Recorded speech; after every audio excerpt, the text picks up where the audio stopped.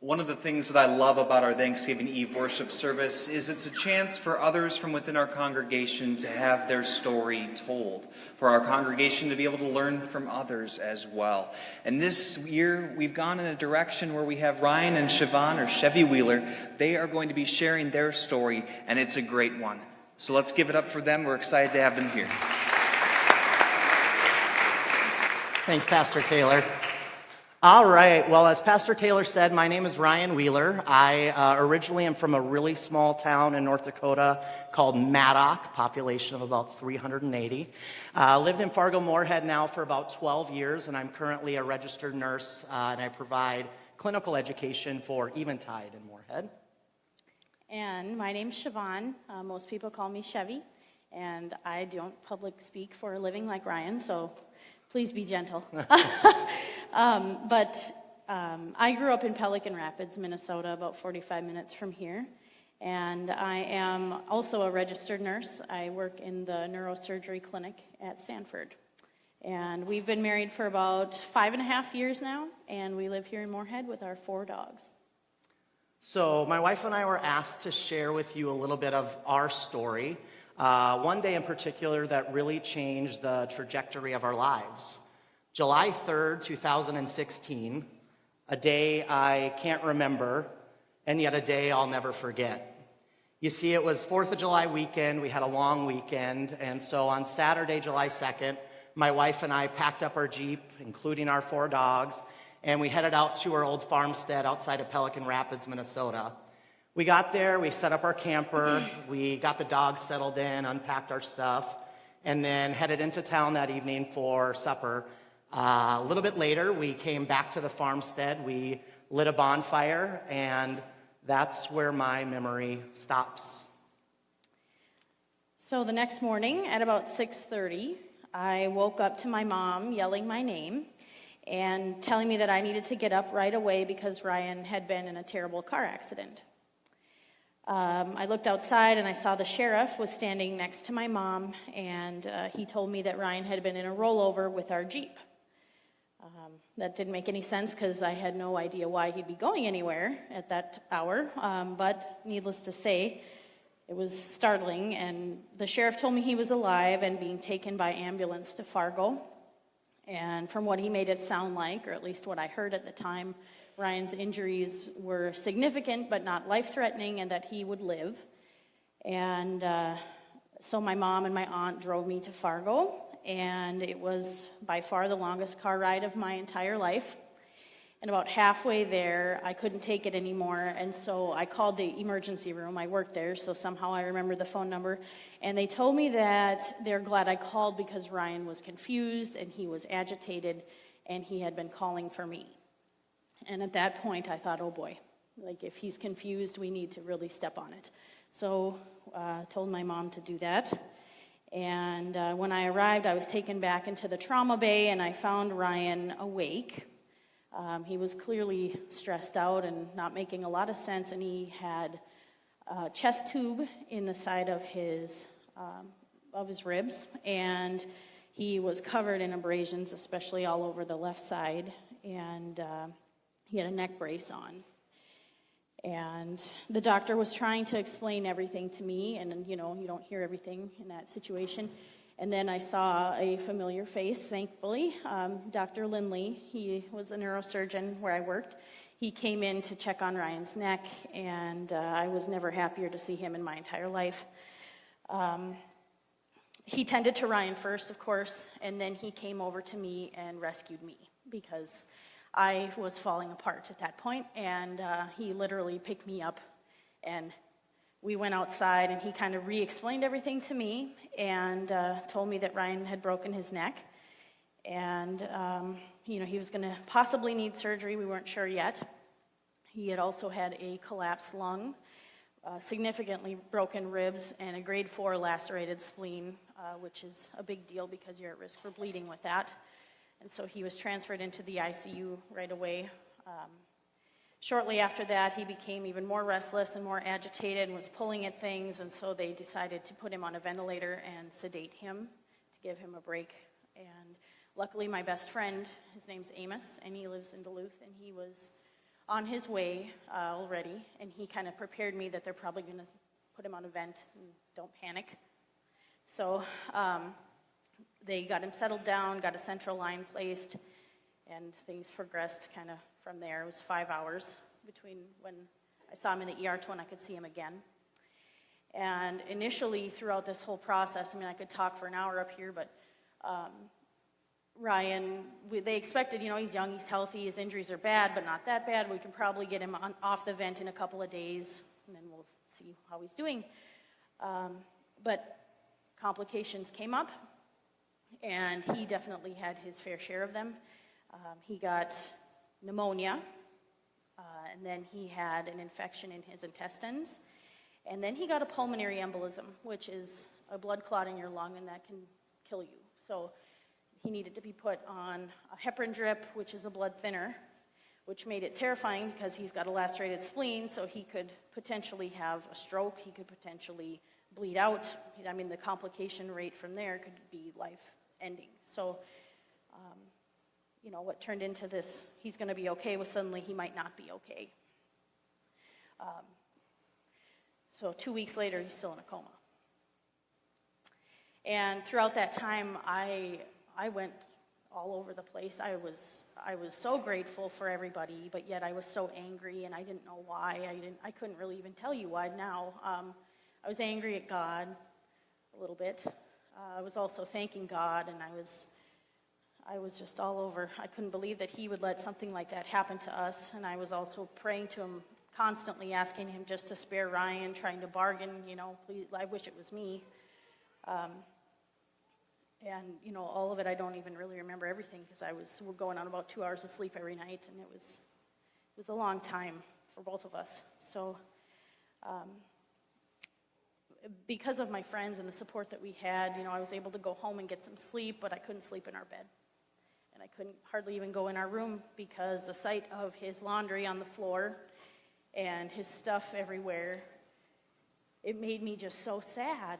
And every time I closed my eyes, I could see him with the tubes coming out, and I could envision the car, and I just wished that somehow he could come home and drive me crazy again and leave his laundry all over and leave water on the sink and do all of those things that just a couple of days ago I had been harping at him about. So everything that I was previously annoyed with became exactly what I was praying for. And right around July 16th, so about 13 days after my accident, Chevy ended up having to make some really serious decisions surrounding things that her and I actually had talked about years before.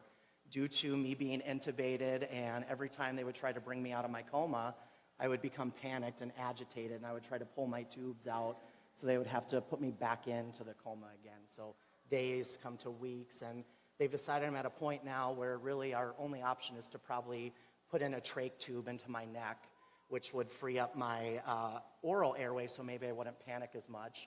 And because of that, also inserting in a feeding tube into my stomach. And I had told Chevy several years prior that those were two things that I definitely never wanted to have happen with me. And thankfully, she listened to the surgeons and had both of those surgeries done, something that I believe truly initiated my recovery, the start of my recovery. And so after about an hour-long surgery, I was brought back to my ICU room. And since I was still kind of in the process of waking up, they had Chevy waiting in the family room. And I'm finally sitting there awake, still pretty confused after being in a coma for that long. And Chevy walked into the room. And eyes really big, not expecting to see me awake after that long. And she came quickly and sat next to the bed and said hi. And one thing that I have taken for granted a lot in life is my simple ability to have a voice and to tell people things. And with the trach, you don't have that. And so I mouthed hi to her. She said, "I love you." And part of her and I's thing, I responded with more than a little. And for you, that probably doesn't make a lot of sense. But early on in our relationship, one day she said she loved me. And I asked her how much. And she said, "More than a little." And so ever since, that's kind of been her thing. And I think there she realized that maybe I was coming back a little bit. And so for the first time in 13 days, she's there, and we're able to have this connection. Finally, on July 23rd, 20 days after my accident, I was able to be discharged home from the ICU. And throughout the next weeks and even months, we had still a lot of trials to overcome. Physical therapy and occupational therapy to get me the strength and endurance back that I had lost from spending 3 entire weeks laying in a bed, not moving. And yet, if I could go back now to July 2nd, 2016, and decide, you know what, Chev, we're going to just stay home this weekend and not go on a camping trip, I wouldn't make that decision. And many of you would look at me with the thought of why, all those crazy things happened to you. Why would you ever not want to change that fate? And for me, this was really the time in my life where God started working on me. And so, unfortunately, I think sometimes in life it takes something earth-shattering to wake us up and get our attention. And for me, this accident was it. So many of us, I believe, live life a lot like I used to. And that was with the thought of, I've got time on my side. Tomorrow, I'll do good things. Tomorrow, I'll be a better person. Tomorrow, I'll start going to church. Tomorrow, I'll start a relationship with God. And the thing about life is, as many of you are aware, is none of us are guaranteed a tomorrow. And so for me, it was this thought of, I'm young, I've got time, right? And now I realized how very short and how fragile life is. I honestly should be dead right now. And at minimum, I should be paralyzed from the neck down. And yet, by the grace of God, I am able to be here today and to share my story with you.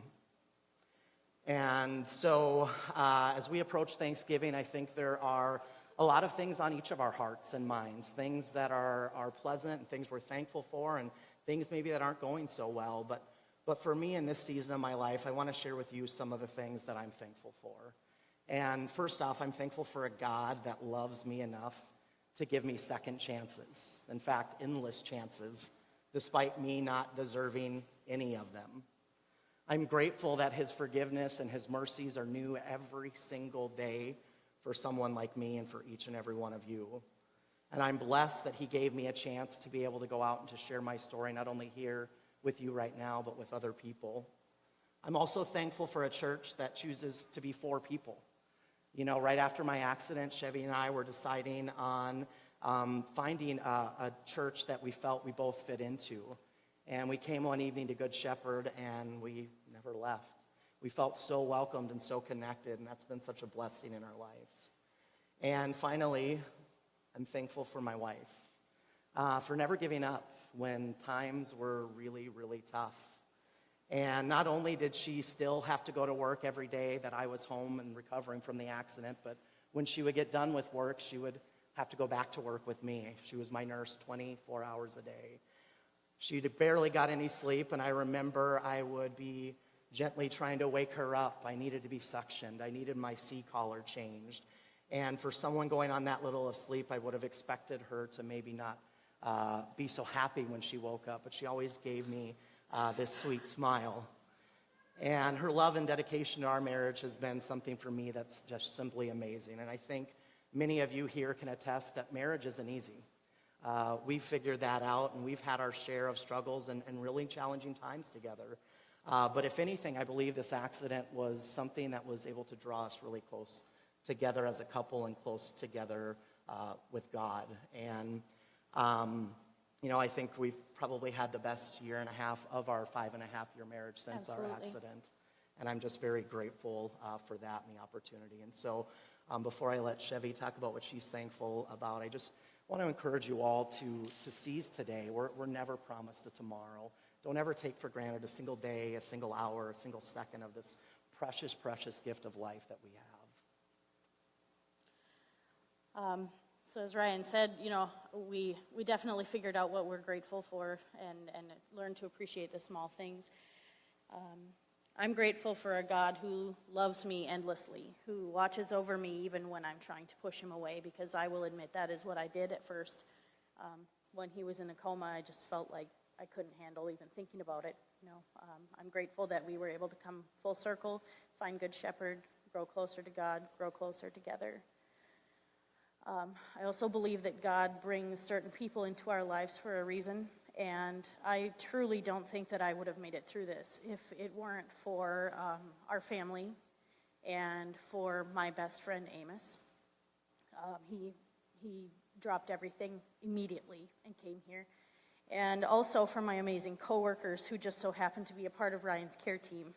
It's kind of a blessing and a curse to be a nurse in this situation. So Dr. Lindley was pivotal in me being okay. In that moment when I got to the ER, in the moment when we decided to give Ryan a trach, he put things into perspective, and I needed him more than I knew at that time. And last but not least, I am grateful for a second chance to live life beside my husband. I'm grateful for every night at home where we get to watch TV. I'm grateful for every mess on the floor, even though I might not say it now again. I'm grateful for 1,000 small reasons that at one time seemed so mundane and so stressful. I've gained the ability to stop and take a look and just slow down. I'd like to read you a quick excerpt. When this was all going on, I kept a journal every day while I was in the waiting room, and I let Ryan read that for the first time last week. And I won't read too much, but this was on July 26th when he got home. The last few days have been busy. Ryan needs help with bathing, changing out his collar, trach cleaning, changing the cannula in his trach, suctioning, feeding tube cares, you name it. I'm exhausted, mentally and physically. Despite all of his needs, I wouldn't have it any other way. My prayers have been answered.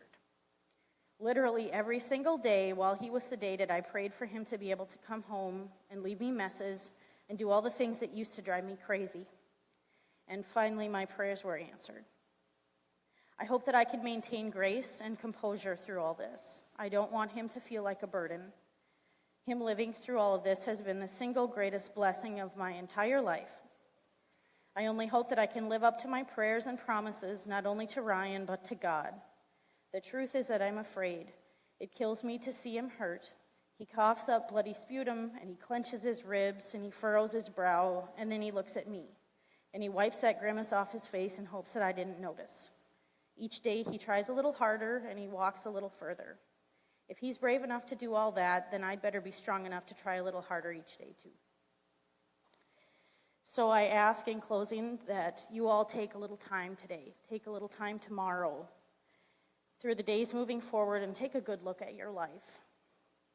Hug your spouse, hug your kids, hug your mother-in-law, hug them all because they're important. And take time to thank God for those blessings because it's so easy to take it all for granted. Thank you all very much for this opportunity for us to share our story.